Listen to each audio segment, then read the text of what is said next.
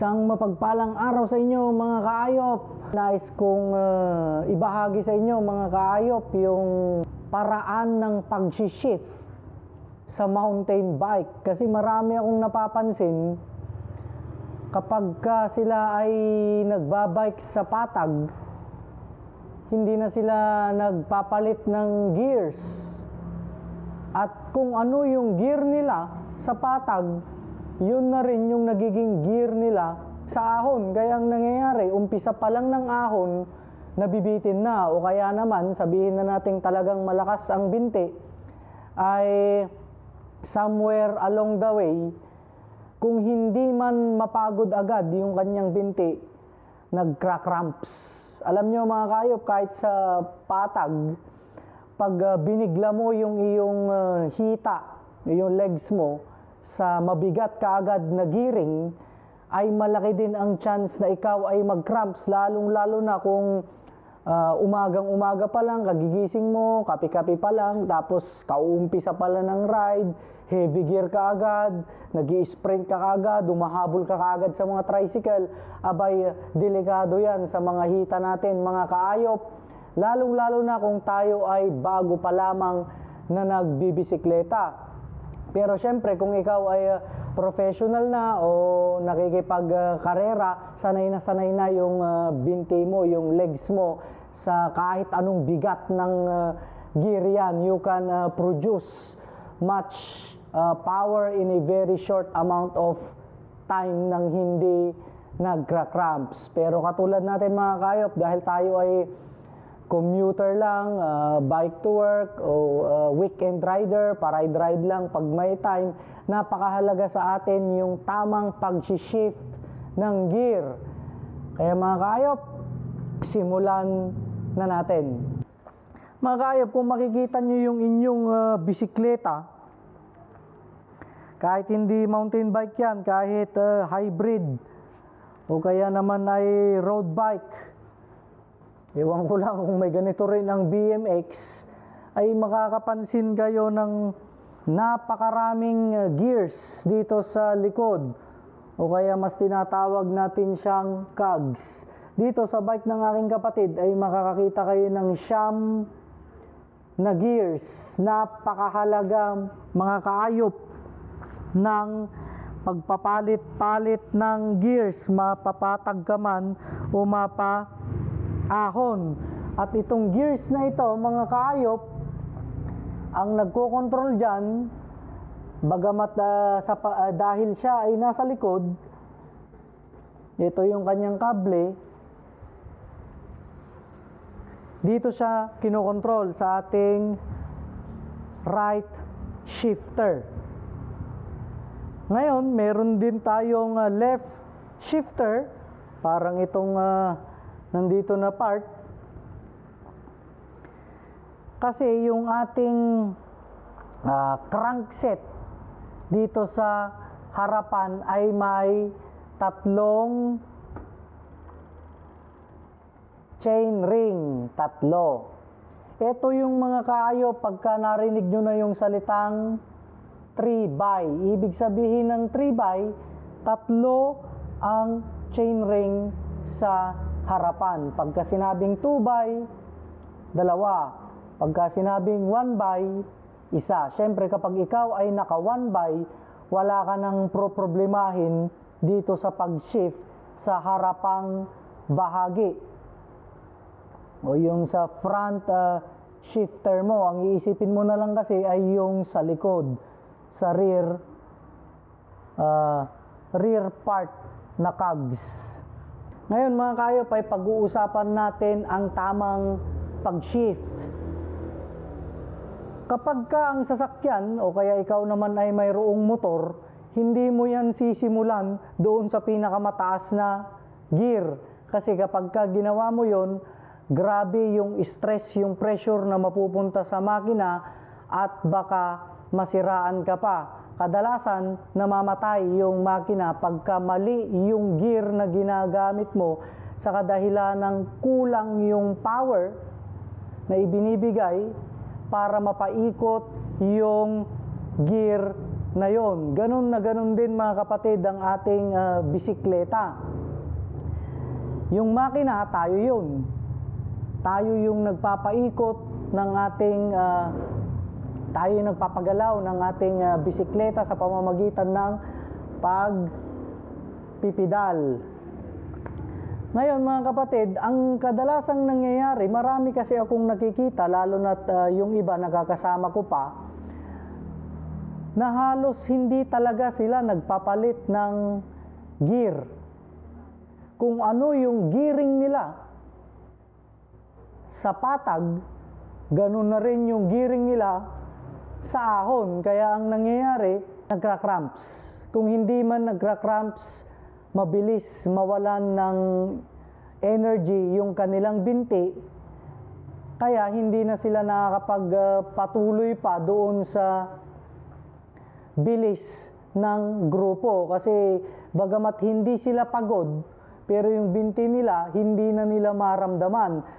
Yung mga ganong klaseng sitwasyon, mga kaayop, ay dahil sobra-sobra yung effort, yung energy, yung strength na ginagamit natin para mapaikot yung ating pedal dahil na rin sa mga gears na mabibigat.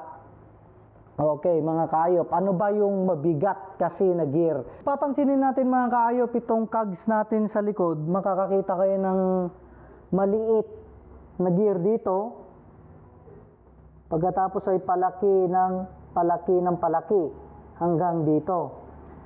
Yung heavy gearing dito sa cogs, yun yung pinaka maliit. Kaya mga kaayop, kung ikaw ay nasa pinaka maliit, mapapansin mong ang bigat padyakin yan. Nagre-require yan ng mas mataas na power kumpara dito sa malaking ito para mapaikot mo ang iyong crank. Okay. So ito, meron siyang combination na 11-32. Ibig sabihin, 11 yung kanyang pinakamaliit na cog at 32 naman yung pinakamalaki niyang cog. Tapos, itong 11-32 ay subdivided sa gear combination ng 9 speed. May advantages din ang paggamit ng high gear. Ang high gear, yung nandito ka na sa mga maliliit na part, yan ay nakukonvert into more speed. Mas mabilis ka dyan, mga kaayop. Kapalit ng bilis na yon ay mas malaking power ang kailangan mong ibuhos. Kailangang ibuhos ng iyong binti para mapaikot ang crank at nang sa gayon ay makonvert siya doon sa mas mabilis na speed. So yun po ang tatandaan natin, mga kaayop. Mas maliit na gear, mas mabigat, mas mabilis, at mas kailangan ng more power para mapaikot ang crank. Pagdating mo dito sa mas malaking cog na 32 teeth, yun yung mga ngipin, mga patusok na yan, ay mas magaan ang iyong pagpadyak kasi lesser power yung kailangan mo para mapaikot ang crank. At syempre, mas mabagal ka. Saan ba natin ginagamit ang high power and high speed? Syempre, kung ikaw ay nag-i-sprint, pag may hinahabol ka, halimbawa sa karera, malapit ng finish line, kailangan mong tumayo sa iyong saddle para mas makapagbigay pa ng puwersa, ay kailangan mong gamitin ang higher gears. Ngayon, kung ang iyong ruta naman ay ahon, sa ahon, mga kaayop, ang kalaban mo kasi dyan, gravity. Bukod doon sa tinatawag nating rolling resistance, meron pang humihila sa iyo pababa. Yun yung gravity. Para ikaw ay makaahon ng mahahabol ng iyong hininga at hindi ka agad-agad malalaspag ang energy ng iyong binti, ay kailangan mong gumamit ng mas magaan na gear, itong mas malaking cog na ito. Less power, less speed. Gearing natin mga kaayop ay hahanapin natin base sa pangangatawan natin, sa status, sa kondisyon natin, kung ano ba yung nababagay sa atin na alam nating hindi tayo kaagad-agad malalaspag. Yung tipong makakahabol yung baga natin, makakahabol yung binti natin sa pag-recover. Kasi kung tira tayo ng tira mga kaayop, kung hindi man malaspag agad yung ating binti, hindi man tayo malaspag kaagad pagdating sa energy, ang mangyayari naman dyan ay mataas ang chance na mag-cramps ka. Ako personally, ginagamit ko yung lower gear pag ako'y nag-warm up pa lang, halimbawa kalalabas pa lang ng bahay. Dito naman, sa harapang bahagi, nakikita nating tatlong chainring na ito. Kung kanina sa likod, dito sa bandang likod, ay sa cogs, yung pinakamabigat na gear ay yung pinakamaliit. Dito sa harap, yung pinakamabigat na gear ay itong pinakamalaki. Yan, itong pinakamalaki. So kapag ikaw ay pupunta sa dito na part, itong pinakamalaking chainring na ito, mabigat. Pero katulad ng sinabi natin kanina, mas mabigat, mas kailangan ng mas malakas na puwersa, at syempre, mas mabilis ka. Itong maliit na chainring, yan naman ay magaan, malayong mas magaan kaysa dito sa harapan, lesser power, lesser strength, and of course, lesser speed ang maproproduce niyan. Dito sa ating mountain bike na ginagamit ngayon, kung gusto mo ng maximum speed, ang gagamitin mong gear combination ay itong pinakamalaking plato sa harap, pagkatapos ay yung pinakamaliit na cog dito sa likod.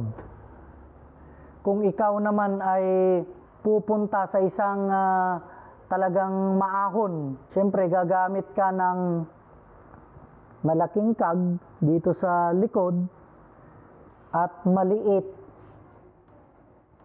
na chainring dito sa harap, nang sa gayon ay hayahay lang yung iyong pagpipedal. Tamang padyak lang na hindi ka malalaspag agad, hindi ka mapapagod agad, bagamat mabagal, nababawi naman ka agad yung pag-recover mo. Nakakahabol yung katawan mo sa pag-recover. Ang isusunod naman nating pag-uusapan ngayon kaayop ay paano ba nag-work ang pag-shift.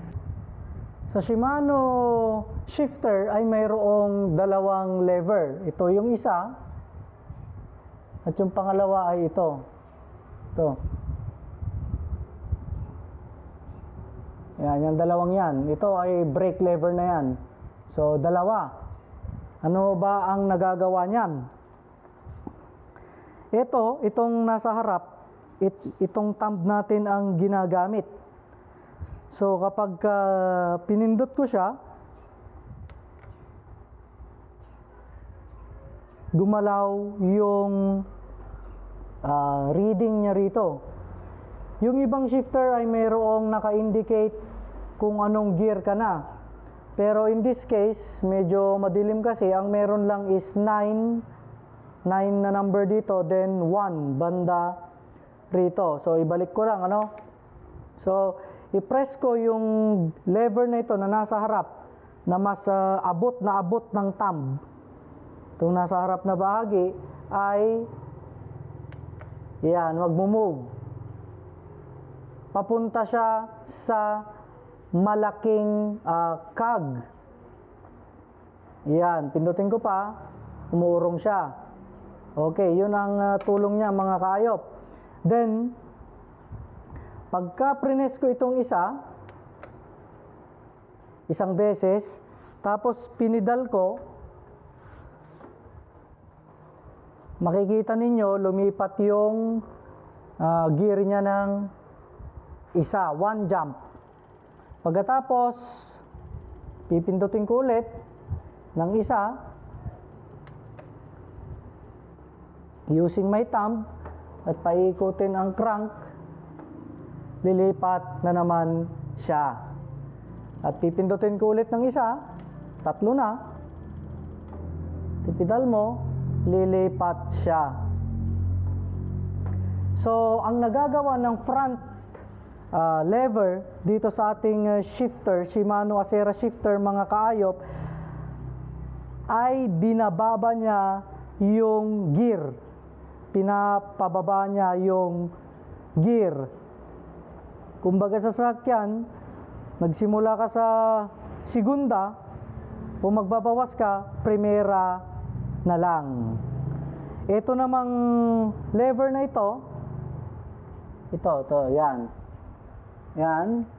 Ang gagamitin naman natin dyan ay point finger. Kung ito ay push using our thumb, ito naman ay using our point finger, pull naman siya.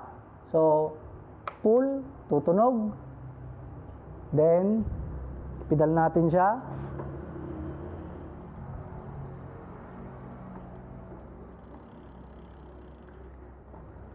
Pinul natin siya mga kaayop, pero kung mapapansin nyo, hindi gumalaw. Bakit? Kasi kailangang itono nung ating rear derailleur. Ito yung rear derailleur natin, yung Acera. Siya yung nag-a-adjust, nagpapagalaw doon sa kadena para mapunta siya sa gear base doon sa ating shifter.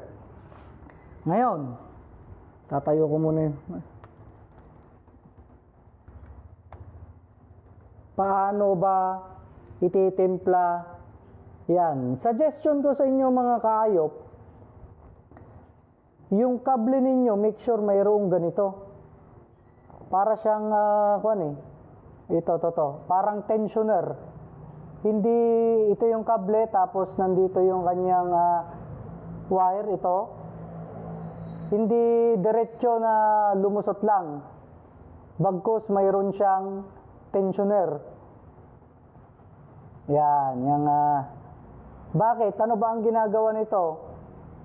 Very useful ito mga kaayop para mas matimpla natin ng mas madali, unang-una, at mas accurate kasi iniikot-ikot lang natin ito.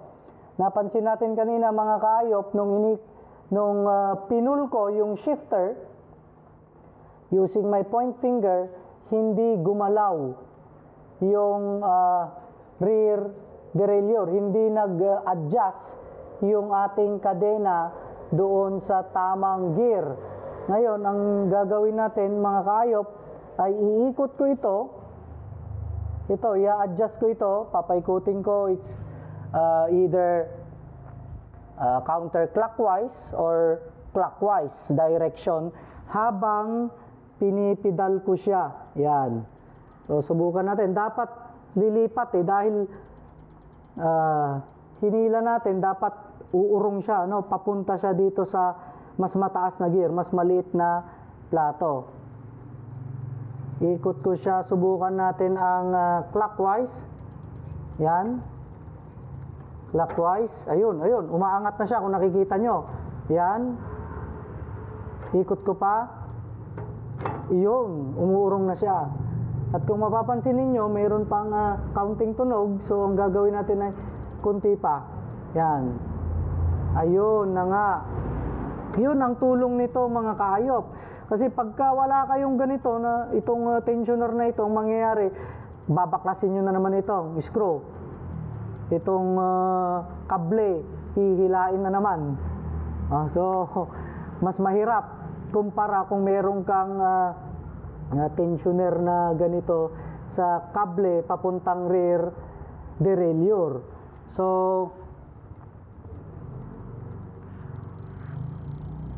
ipupul ko ulit yung shifter dito. Yan. Iyon, pull. So dapat bababa yung ating ayun, bumaba siya. So hindi siya smooth. Kung papansinin niyo mga kaayop, parang may delay tapos nag-jump. Kaya iikot ko ulit itong tensioner ng counterclockwise. Hanggang sa maging smooth. Yun ang tulong niya mga kaayop. Okay, so ito maganda. Pang timpla. Lalong-lalo na kung wala tayong tools o kaya baguhan pa lang tayo mga kaayop na nagbabike, highly suggested ko na palagyan nyo ng ganito. Yung cable tensioner na yan, yung inyong kable na papunta sa rear derailleur, parang gawin nyo na lang, ikot-ikot na lang pa counterclockwise or pa clockwise. Nawawala sa tono yung ating rear derailleur, umaalog yan, may tendency na mawala sa tono because of the vibration. Minsan din yung spring ng ating shifter, katulad nung sa kapatid ko, ay mahina na. Dito naman sa harap mga kaayop, may pagka baligtad. Subukan naman natin dito mga kaayop sa harap. So kung ikaw ay naka 1x, wala ka ng problema. Pag 2x o 3x, yan, meron tayong shifter dito sa harap. So dalawa ulit, dalawang lever mga kaayop. Itong nasa harap, pang thumb. Itong nasa likod ay pang point finger. Pag ito ay pinindot ko, pupunta siya sa mas malaking gear. Pero dahil nakaset up siya sa mas malaking gear, susubukan ko itong point finger. Hihilain ko ulit, pull. Yan. Tapos ipipidal natin. Pansinin nyo, lumipat yung chain sa gitna. So baligtad siya dito sa right shifter. Pull ko ulit. Yan. So dito sa kanyang gauge ay nandito na siya sa 1. So 1, 2, nasa gitna din, 3. Pagka ipipidal ko siya, ayun, lumipat na siya sa pinakamaliit na chain ring. So yan na yung magaan. Ngayon, pagka pipindutin ko itong thumb, press, push, gagalaw siya. Oh, ayun, gumagalaw. Oh. Number 2. Yan. Tapos ipipidal mo. Yan, lilipat ngayon siya sa pangalawa. Press ko ulit. So dapat ay lilipat na siya sa mas malaking chain ring dahil nasa number 3 na siya. Yan. Ayun. Lumipat na siya mga kaayop. May mga dapat tayong iwasan pag tayo ay nag-shift ng gear. Halimbawa ganito. Nandito yung ating chain sa pinakamalaking plato dito sa harap. Ang gagawin ko naman sa likod ay ilalagay ko siya doon sa pinakamalaki. Ngayon, mapapansin ninyo kaayop. Hanggat ayan. Medyo slant na yung ating chain. Ang tawag dyan, cross chain. Iiwasan natin yan. Bakit? Kasi yung puwersa sa kadena, imbis na mapupunta lang dito sa mga roller na ito, pumupunta sa labas. Kasi yung pagkabinat niya, imbis na diretso lang, mayroon na rin siyang paganon, mayroon na rin siyang paganon. Kaya malaki ang possibility na masisira yung iyong chain kapag palagi kang nag-cross chain. Kaya iiwasan natin yan. Dito mga kaayop, para maiwasan yan, lagi nating isipin na hanggat maaari, diretso yung posisyon ng ating chain. Ako, personally mga kaayop, kung meron akong 9 gears dito sa likod, ang ginagawa ko, itong kapag ako ay nandito sa malaking plato, sagad ko na yung ikalima. Pag malaking plato mga kaayop sagad ko na ikalima. Ito yung 9 speed, 8 speed, 7 speed, 6 speed, at yung kinalalagyan ng kadena ay yung 5th speed. Yan, ikalima, sagad ko na yan. Kung papansinin nyo mga kaayop, meron din siyang slight bend, siguro mga 1 degree o 2 degrees. Sagad ko na yan mga kaayop. Ngayon, kung gusto ko pang gamitin itong lower gearing, kailangan kong i-shift yung chain ring ko. Kailangan ko siyang i-shift dito sa gitna, plato. So, nandyan na siya mga kaayop. Ayun. Ngayon, nung in-adjust natin, tapos hindi ko ginalaw itong cogs natin sa likod, pansinin nyo, maganda yung kanyang alignment. Pakaganda. Diretso. Sana mga kaayop ay marami kayong natutunan kahit sa simpleng shifting lang para naman nang sa gayon ay mas ma-enjoy natin ang pagbabike. Alam nyo mga kaayop, kapag ikaw ay baguhan pa lang na nagbabike o di kaya naman ay matagal kang hindi nakapagbike, sabihin na natin 2 buwan, 3 buwan, ay hindi talaga maiwasang sumakit yung ating tuhod, yung ating katawan, yung ating binti. Normal na normal po yan mga kaayop. Dapat nga hanapin mo yung sakit kasi sabi nga nila, no pain, no gain. Kada bike mo, kapag ka sumasakit ang katawan mo kaayop, nag-i-improve ka. Nag-i-improve ka kumpara sa walang sumasakit sa'yo. Kaya huwag kang matakot sa pain, huwag kang matakot sa sakit. Normal yan. Minsan naman mayroon yung nasusobrahan o kaya naman ay hindi talaga sanay lumabas. Halimbawa yung mga kasama nating call center agents na laging nakaupo, laging nasa aircon, tapos biglang nagkayaya ng tropa na hindi naman talaga siya sanay magbike, tapos napabike, trinang kaso. Kadalasan mga kaayop, normal din yun dahil yung change ng temperature, hindi sanay yung ating katawan sa sikat ng araw o kaya sa init ng araw. Kaya ang tip ko rin mga kaayop, bago kayo magbike, uminom kayo ng kape. So yung kape mga kaayop ay ang ginagawa niya doon sa ating muscle ay nire-relax niya. Tapos samahan mo ng counting stretching para hindi mabigla yung ating katawan. At syempre, kapag nakasama mo na sila, kalalabas mo ng inyong bahay, magsimula ka lang sa low gear. Huwag mong banatan sa high gear kaagad. Takbong pogi lang, takbong chubby lang, ganyan. Okay, yung makakatingin-tingin ka pa ng iba't ibang view. Ayan naman ang pinakamahalaga sa atin sa pagbibisikleta, sa ating mga weekend rider, sa commuter, ay para ma-enjoy. Hindi naman tayo kumakarera. Ngayon, mga kaayop, siyempre, kung ikaw ay kakarera, ikaw ay professional rider, iba naman yung training scheme na gagawin mo dyan. Meron kasi silang training sa strength na kailangan talaga all throughout naka-high gear sila. Okay mga kaayop? Pangalawang tip mga kaayop, yung iba kasi ginagamit nila yung pagbibisikleta para pumayat. Nakakapayat po ang pagbibisikleta sa papaanong paraan. Gumamit ka ng low gear, mga kaayop, hindi high gear. Bakit? Sa low gear kasi, kapag magaan ang padyak, lalo mo siyang papadyakin. Yung ikot ng pedal mo, mas mabilis kaysa sa heavy gearing. Ibig sabihin, yung cadence, yung ikot, yung rotation mo, mas mabilis. Yun ang nakakapayat, mga kaayop, kumpara doon sa heavy gear na mabigat padyakin, tapos mabagal lang yung cadence mo. So kung gusto mong pumayat agad-agad mga kaayop, gumamit ka ng low gear plus high cadence. So hanggat maaari, paikutin mo ng 100 revolution per minute. 100 revolutions per minute. 100 na ikot. So sa isang segundo, at least man lang isa't kalahating ikot ka na.